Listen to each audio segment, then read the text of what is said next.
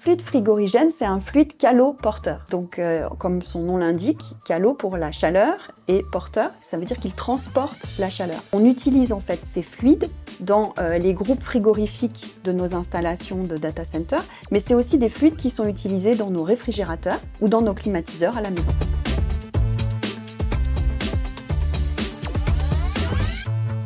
Alors pour fabriquer ces fluides, on va utiliser différentes molécules. On va utiliser des halogènes, le chlore, le brome, puis l'hydrogène et le carbone. Ces molécules, en fait, quand elles sont relarguées dans l'atmosphère, et uniquement quand elles sont relarguées dans l'atmosphère, elles vont venir contribuer à la destruction de la couche d'ozone et au réchauffement climatique. C'est pour ça que la Commission européenne a prévu, à partir de 2020, de commencer à interdire certains types de fluides.